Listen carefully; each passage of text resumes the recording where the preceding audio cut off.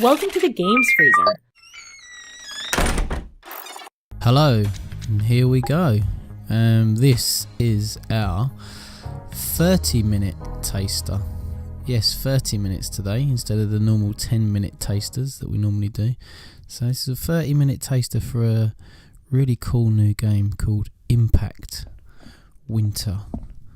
Now, the premise behind this game is a meteor strike on the Earth has left it in some kind of eternal winter. Has really messed with the old the weather report. You basically got a situation where you're in knee-deep snow wherever you go. So you are holed up in a church with a number of other survivors. You're then tasked with trying to survive and basically gathering supplies, going on scouting missions. Looks as though there might be some fighting in terms of gunplay, potentially fist fights. Not sure of that yet because I haven't got that far in. But this first 35 minutes of gameplay is just to show you the first mission that I took on and how it played out. And it's kind of like a menial tasks mission that I undertook as part of my first mission, but you'll see that unfold in front of you. So the scene we've got here at the minute is this guy called Christoph, and he has some kind of robot called Echo Light. I'm not sure how that come about. He looks like a kind of professor type dude, so maybe it was a prototype of some kind or whatnot, but I'm sure that'll become apparent as we go through the game in more depth. But anyway, in this first 35 minutes you're introduced to Echo and the other inhabitants of the church, the other survivors, and you're really tasked with taking each of the characters' storyline down certain paths by undertaking particular tasks for them, and that will earn you XP and will also enable you to bring down a particular counter, a 30-day counter. So as it says on the screen there, in 30 days help is coming. So as you go around and complete tasks, you reduce the amount of time it's going to take for the help to come, whatever that help may be. And I'm also assuming that as you go through the game, you'll also be introduced to what the hell this help is, whether it's friendly or not. You know, this is all to be decided. So talking to Wendy here, I'm Jacob, and Wendy is currently the cook for the group. You get to choose what type of crafting that each character undertakes. So in this case I'm choosing what we want to eat for our dinner as the group. So I'm the leader and I get to choose that. I'm the spearhead of the group basically. So we can go for a bit of scrambled eggs, and within each of the crafted items or crafted foods, in this scenario you'll need items to make it, so powdered eggs, etc., in order to make that scrambled egg. So you're going to be scavenging for particular items in the open world, bringing those back to the group and then storing those to be used for cooking. So it's going to be going down to quite a low level of detail of how you manage your survivors. So inventory management's going to come into it. You'll see later on what I mean by that. So in the top right there as well, you've got like a a number of displays. You've got temperature outside, which is quite a good one, so your fire will come into play with that. You need to tend to the fire and ensure that that's always on the go, which enables your party to maintain a decent temperature, because your temperature outside is bloody cold. And then you've got your time there as well, and then your day also. That battery meter comes into play when you take out the little robot Echo into the open world, and you'll see that deplete as you use him, and we'll see a bit of that as well later on.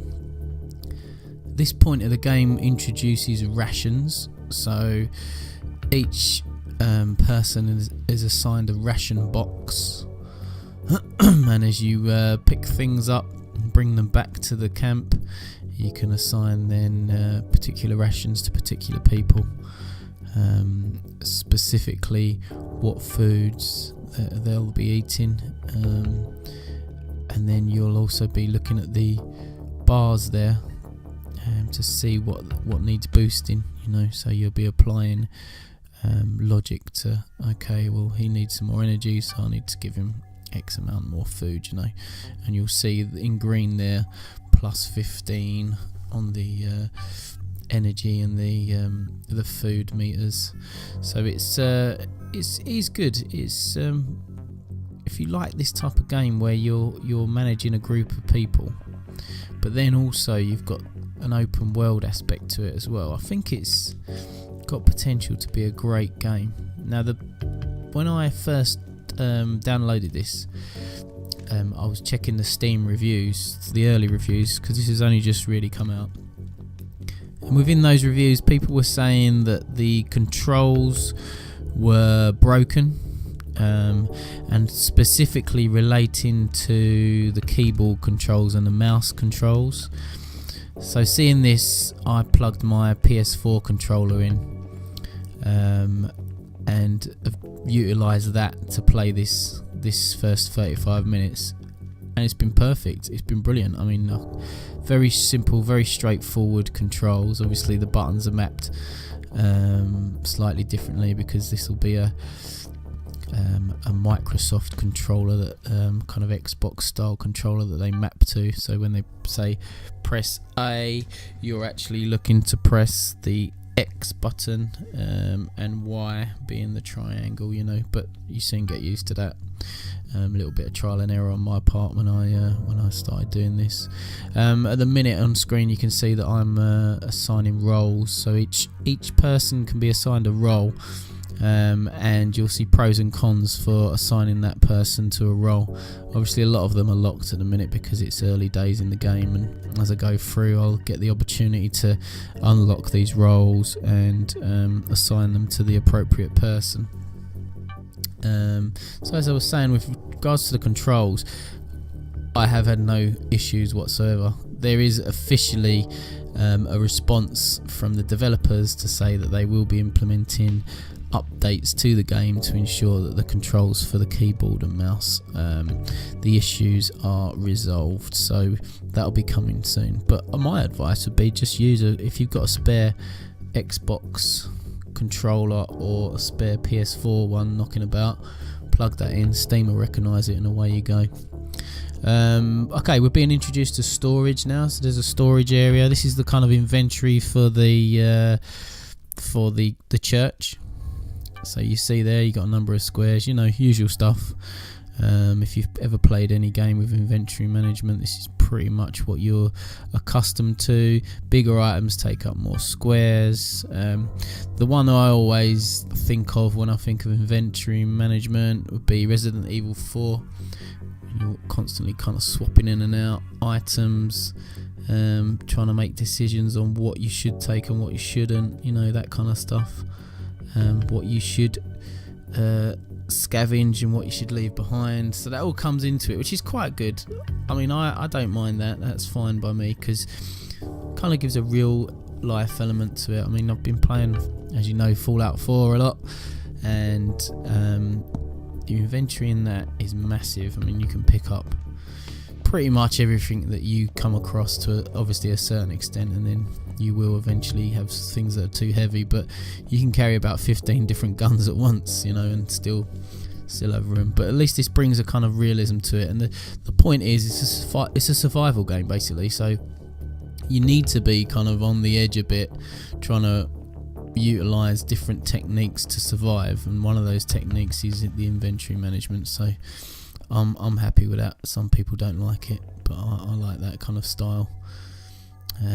So yeah, so that's kind of basically the game.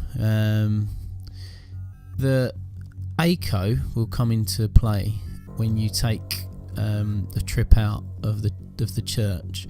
So ACO being the little robot, he'll have particular abilities that you can utilize to scout the areas as you go around them, and as you use him to utilize those abilities, the battery indicator that I mentioned before will drain.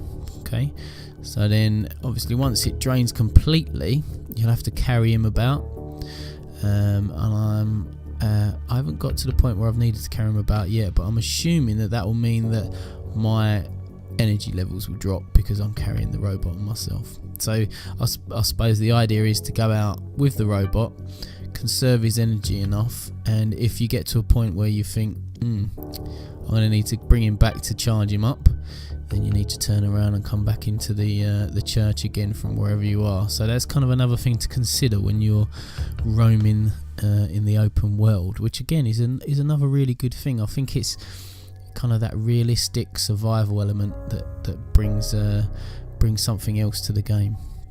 Okay, so each time you bring up get to a new event or a new kind of quest, let's say, you'll get that indicator on screen that will sort of tell you what you need to do next.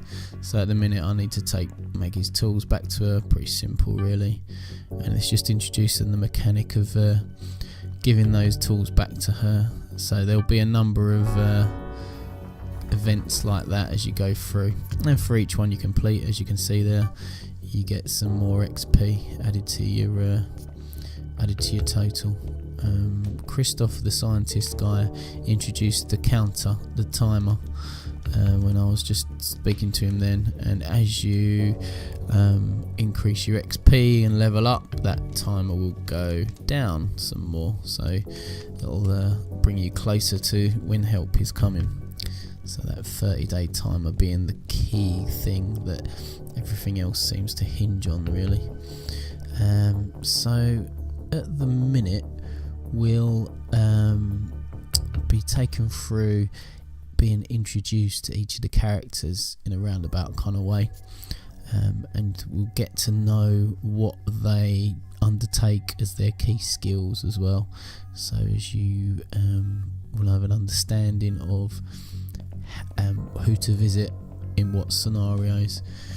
It's at this point the fire mechanic gets introduced as well.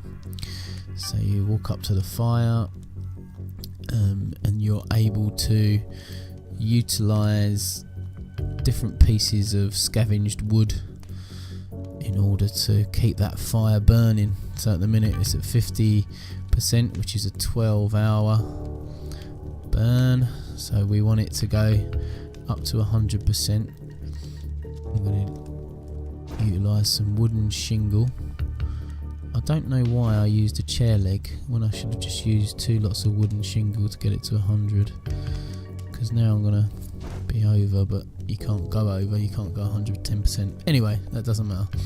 So that's the point, you need to keep that fire going basically, and keep the morale of the group up. As Maggie's saying there, it's much warmer, pretty cosy when the fire's roaring, so there you go. That's the key thing. As we all know, if you were in a survival situation, getting that fire going is the thing that's going to keep you alive. Right, so now at the minute we're able to sort of just go through the commands that you can utilise when talking to a non-player character, an NPC. So that was Maggie's. So we're also introduced now to the sleep element in order to get your energy back. you are tasked with going to sleep for a particular amount of time in order to maintain your energy levels and your actual ability to do your jobs around the place and to do your searching and your scouting missions. The older guy in this group is specialising in actually being a sleeper, so I've set him the role of being going asleep in order that when he is awake he's able to be utilised to his full potential. Right, so now it's at a point, so his first 15 minutes has then introduced me to the basic commands around the church, which is the base, the hub, and now it wants me to take on the story mission. So Wendy's the cook. She's got a list of recipes that are in her house, and she's basically asking me to travel east to her old house on Maple Street, and once we're inside there we can pick up the recipes and bring those back, and those recipes will enable us to cook further meals for the camp, maintain morale, maintain strength. So we exit the church in order to go into the open world through that ladder. Now when I did this, the loading times were abysmal, really bad, so I've just sort of cut that part out and obviously skipped to the point where we're outside. That's another thing that will be addressed by the developers when I've checked the Steam announcements. It's something they're looking to implement. It only really happened that first time I come out of the church. The load times coming back in and going into other buildings were kind of long, but nothing longer than what I'm used to from playing Fallout 4. But here we are. Anyway, here we are. We're outside the church. We're in the deep snow, and we're now being introduced to scanning. The scanning uses the sonar on our little robot Echo Light, and it will enable us to find things that are buried deep in this snow. So I've just used it there, nothing there. I thought there might be a little freebie when I first started doing that, but no such luck. So here we are, we're coming across a deeply buried container unit, but to get into that we're going to need some C4, so we haven't got that at the moment, so that's something to keep an eye out for. And here we are coming across a abandoned van. Excuse me. So anything we see, we can go up to, have a search, see what's inside, scavenge useful items. This has got a GPS unit, so I'm kind of assuming that's pretty useful. So we'll pick that up, put it in our inventory, see where we go. So as you can see, I haven't got the biggest of inventories there, so I'm going to have to be very careful with what I pick up, and also the fact being that I've got a tent in there at the minute. So it took me a little while actually to work out how to do like a quick drop. There's a quicker way of doing it than what I just did there, but I'll pick that up in a minute. So now we're going to make a move away from the van and see if we can locate this this Maple Avenue address through the thick snow.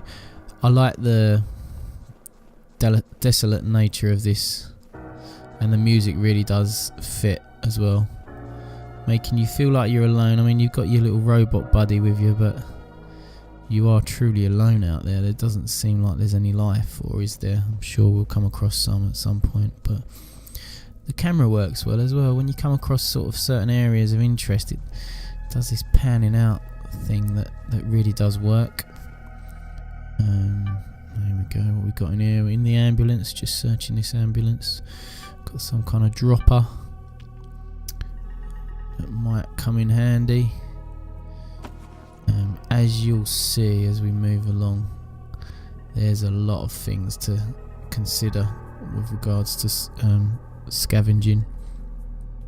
I mean, I was thinking at this time that I'd probably need to pick up everything because I didn't know how much stuff was going to be about. But from my brief starting hour with this game, there's quite a few bits out there which is going to lead you to making those decisions as you work through the game of what to pick up and what not to. It's just introducing the fact that as you come across points of interest, they'll be marked on the map for you, so as you can use them as guiders when you're trying to find your way back. Obviously on that map you can see that the church is marked, so you've always got that. See then the blue square in the top right, you've always got that to work towards. Now it's showing me here that I'm near my target, so here's Maple Street. Excuse me.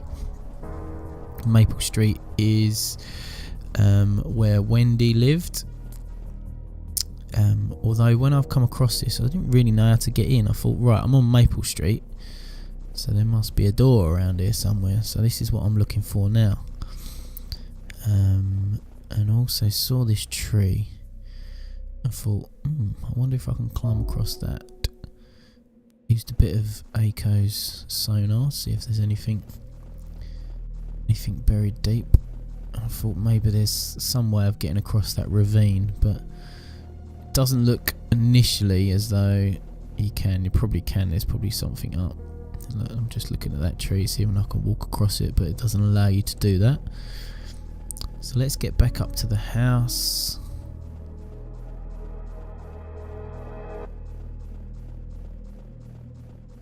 And so this is some kind of surveillance camera that pops up. So there's a scavenger successfully sneaked into the church. The team are unaware and they've stolen supplies. So that's another thing to think about, another thing to encounter. So I've been given the address now, 6 Maple Street. So this is when the penny dropped, I think. You see that hole in the roof? I need to go through it. It doesn't automatically appear, it doesn't seem very intuitive the way you enter that. Now I know, then it's fine, but I thought something might pop up on screen to sort of let me know I can go in. Now I'm inside. I've got to say I love the way that it's lit. Gives you that exploration feel. So I'm searching through this table desk here, but the way you've got the snow coming through that hole in the roof, and then the ACO light is providing me some light in order to search around. It really brings a good atmosphere across. I'm using this key now that Wendy supplied me with to get into different areas of the house, and this looks like the old garage. So let's see what we can find in here. So there's a lawnmower, there's a switch and a few odds and ends. Again, I've still not got the hang of switching things in to my inventory in one click.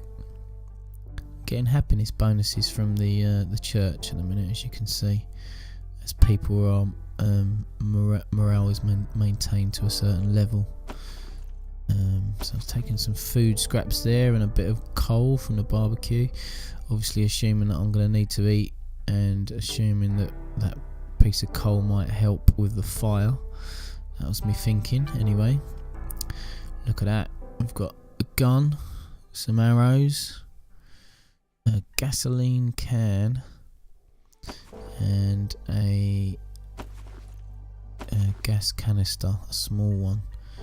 Again, seem like very useful items, but as you can see, I've already run out of room on my inventory, so it's time to mess around a bit with the inventory. Now this is the thing that people don't like generally with inventory management, is this pissing around with putting bits here and putting bits back here and trying to think of, right, what else can I cram in there? Is it big enough? Is it going to take up too many squares?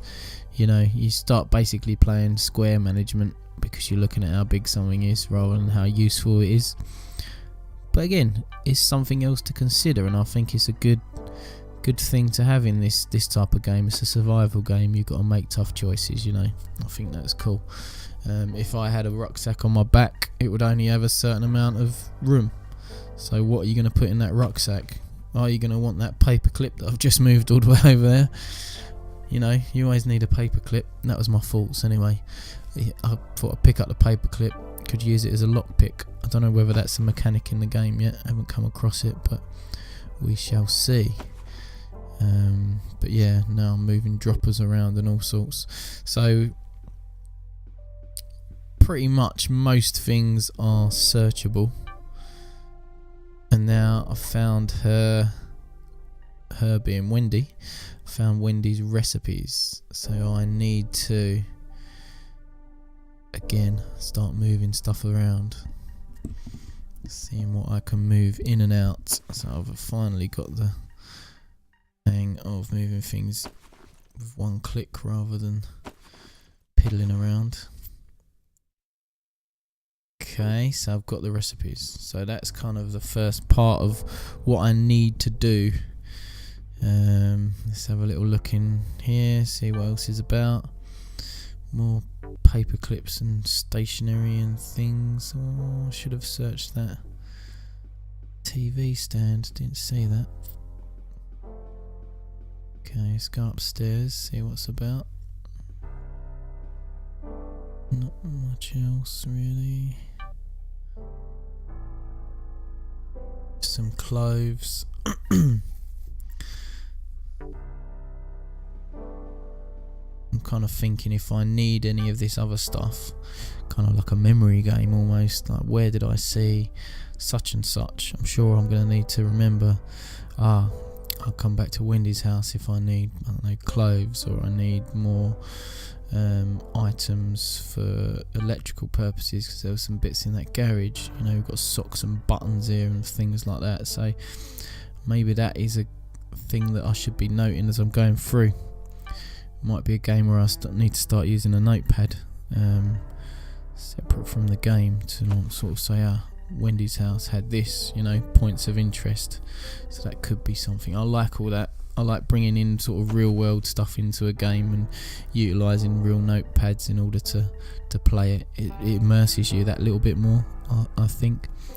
When I used to play Championship Manager a lot and Football Manager, I had a pad next to me at all times. If I'd come across a particular player or a particular task I need to undertake, put it on a to-do list and get on with it. And with this I can probably do the same, because there is a lot of things, a lot of items here, as I say, that might come in handy, but I can only carry so much.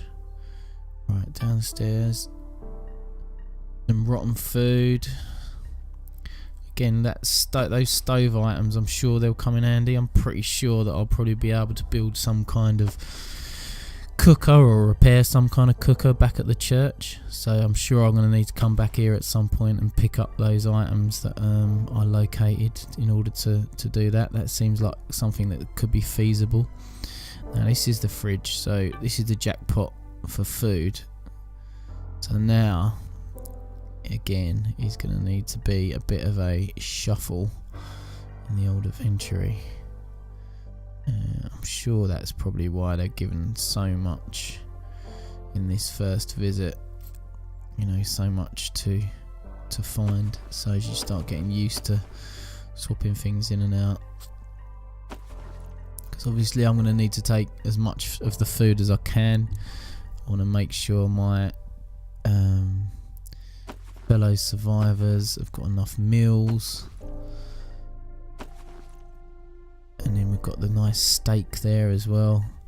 And I'm kind of thinking with this gun, I haven't got no ammo at the minute, so shall I just put this back, put the steak in there, another can of beans, always handy. See if I can fit the water in. The ice cooler would be something cool as well, literally, to bring back. I know we're surrounded by snow, but it kind of feels like that might keep things fresh, you know, in absence of the fridge freezer back at the church. So that's what I've focused on there, is just bringing back food for the troops. And look what we've got in this cupboard. A whole heap of other tinned products. So now I've got more choices to make. Could get rid of those meat scraps. Maybe the bit of coal. And maybe the arrows. Because again, I haven't got a bow, so as long as I kind of remember where those arrows are, I can always come back for them at a later date.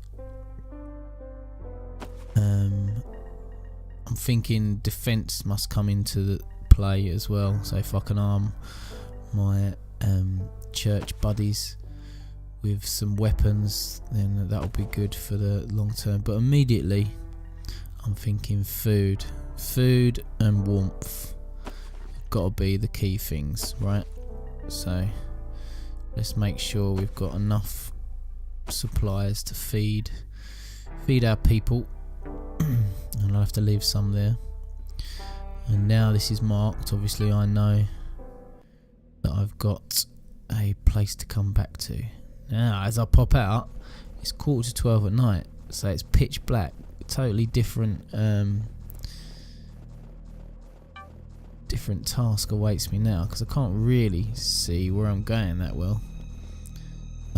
Yeah, this is where the map in the top right really came in handy for me, just to point myself towards that church, because as you can see the field of visibility is pretty low. I like the way the music's changed slightly to a more sinister tone. I'm not sure whether there's creatures of the night that might be involved in this, but I haven't come across anything yet that leads me to believe that there's anything other than human life. But who knows what might be uncovered as I go through the game. Right, that's that container that I need C4 to blow up, so I know I'm on the right track.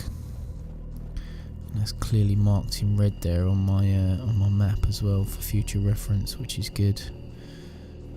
And I'll be making my way back to the church. And remember that bit there, that's like a little cemetery bit near the church, and we're back at the church. As you can see from the ACO light, his battery's running quite low as well. So this is the loading screen. I haven't showed you it yet because it took too long on the other ones, but this was pretty quick. I'm re-entering the church. But there you go, event success. Nice bit of XP gain. They call it RP here.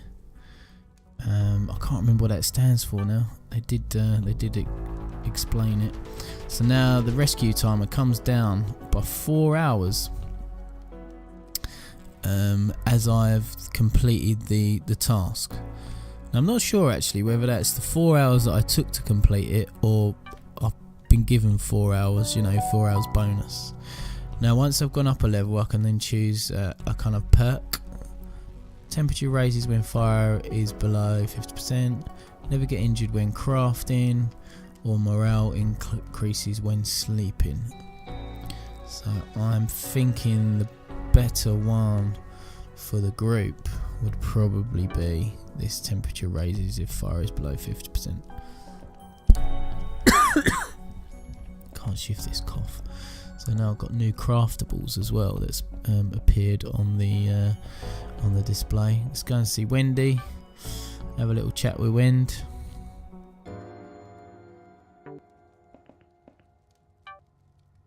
So there's someone outside, a nomad. Looks like they want to sort of trade some items. A wooden cane for an element. So we've done that, and now I want to finish off this mission that I was given to find her recipes. There you go.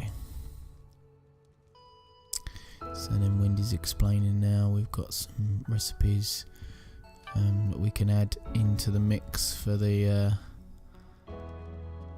group, and she suggested chicken pasta bake. Nice choice, Wendy, nice choice. And there you go. So my next event will be another branch of Wendy's story. So that's the first 35 minutes. I really like this game. I'm gonna like it going forward. See what you think. www.gamesfreezer.eu